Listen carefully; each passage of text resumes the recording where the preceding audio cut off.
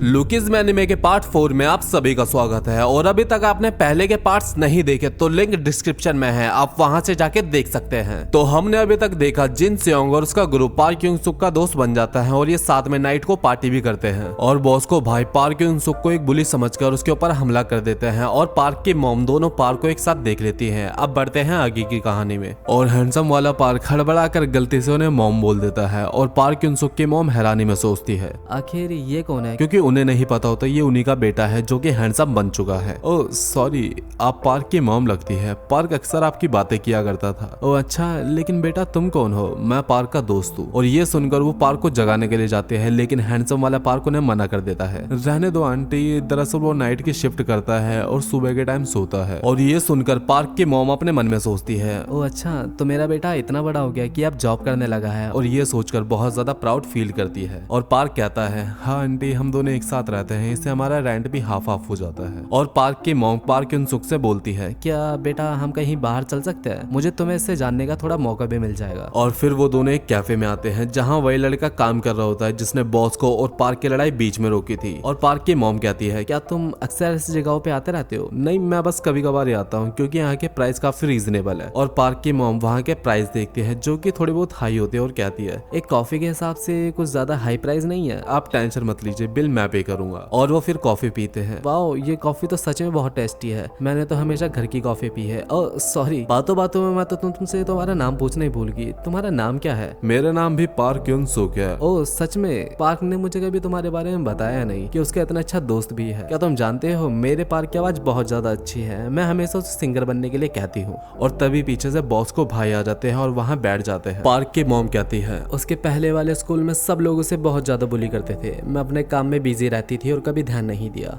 और रोते हुए कहती है मैं एक बहुत ज्यादा बुरी मॉम हूँ। और पार्क अपने मन में कहता है नहीं मॉम, अब दुनिया की सबसे बेस्ट मॉम है। और फिर बोलता है आंटी आप फिक्र मत कीजिए, यहाँ पार्क के बहुत अच्छे दोस्त बन गए हैं और मैं भी तो पार्क के साथ हूँ। और बॉस को ये सुन के गुस्से में आ जाता है। इसके सारे दोस्त पार्क को इतना बुली करते हैं और ये उसकी मॉम से झूठ बोल रहा है और अपने हाथ में रखा गिलास अपने हाथ में ही क्रश कर देता है। पार्क उसकी मॉम बाहर जाने के लिए वेटर को बुलाते हैं और वेटर से उसकी मॉम बोलती है बेटा क्या मैं वो खाली पड़ा हुआ कार्डबोर्ड ले सकती हूँ? और कार्डबोर्ड को बांधते हुए पार्क से कहती है बेटा ये मेरी साइड जॉब है, इससे मुझे कुछ एक्स्ट्रा पैसे मिल जाते हैं ताकि पार्क को स्टडी करने में कोई दिक्कत ना आए। ओ भाई सल्यूट है आंटी जी को यार, सल्यूट है, कितनी मेहनत करती है। और वो पार्क को कॉफी के पैसे देती है लेकिन पार्क मना करता है, लेकिन वो फिर भी जबरदस्ती पैसे देकर बोलती है बेटा पार्क के साथ हमेशा रहना, पार्क को तुम्हारी जरूरत है। और ये देखकर बॉस को भाई गुस्से में आ जाता है और वो दूसरा गिलास भी क्रश कर देता है। और फिर पार्क की मॉम चली जाती है और पार्क हुनसुक उन्हें बस इमोशनल आंखों से देखता रह जाता है। तभी पीछे से बॉस को भाई आता है हे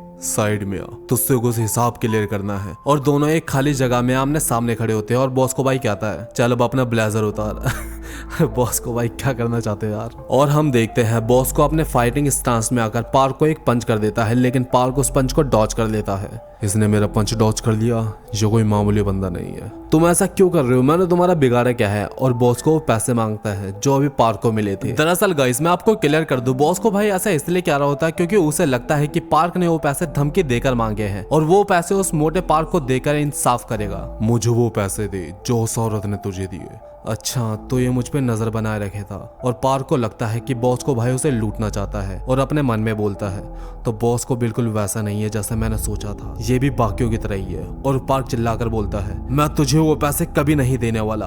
और तभी दोनों में लड़ाई शुरू हो जाती है। बॉस को भाई पार्क के पैर पर मारता है लेकिन पार्क जंप करके उससे बच जाता है। बॉस को उसके चेस्ट पर किक करने की कोशिश करता है लेकिन पार्क बैक फ्लिक मार के उससे भी बच जाता है। तभी पार्क को तय सियोंग की बात याद आती है, सीधा पेट में पंच मारो और बंदा नॉकआउट। पार्क बॉस को के पेट में पंच मारता है लेकिन हम देखते हैं बॉस को अपनी नी लगाकर उस पंच से बच जाता है। और पार्क सोचता है यार अब भला मुझे क्या करना पड़ेगा इस बॉस को घराने के लिए, इससे ज्यादा मैं क्या कर सकता हूँ। और उसे जी सियोंग की सिखाई गई बात याद आती है, पैरों को शोल्डर के बराबर रखो, पैरों को ग्राउंड से जोड़ो, सीधा सामने टारगेट के और पंच करो। पार्क बॉस को भाई के सीधा फेस पे पंच करता है और हम देखते हैं बॉस को भाई उसे डॉच कर देता है। तभी हम देखते हैं बॉस को का टीममेट उसे ढूंढता हुआ आता है और वो देखता है वहाँ कोई खड़ा होता है और वो बंदा पार्क उन सुंग होता है। तभी हमें एक फ्लैशबैक दिखाया जाता है। बॉस्को ने पार्क का पंच तो डॉज कर लिया, लेकिन पार्क तेजी से मूव करके अपनी एल्बो को बॉस के फेस पे मार देता है, जिससे बॉस को वही नॉकआउट हो जाता है। और बॉस को कहता है पार्क बिन जो। तो हाँ गाइस, इस बंदे का नाम पार्क बिन जो है से कहता है मैं हार गया। और पार्क बिन जो कहता है नहीं, तुम नहीं हार सकते और ना ही हमारी बरनकल गैंग हार सकती है। तभी सीन शिफ्ट होता है पार्क के स्टोर की तरफ, जहाँ बॉस को आता है और अपना सामान लेता है और पार्क से कहता है मुझे माफ कर दो, मैं तुम्हारे पैसे नहीं बचा पाया,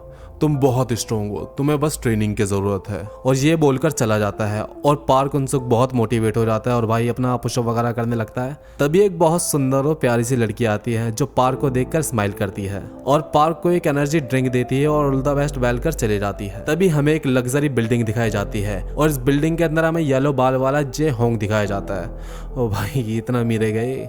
और मिलते हैं अब नेक्स्ट पार्ट में और देखते हैं कि आगे क्या होता है।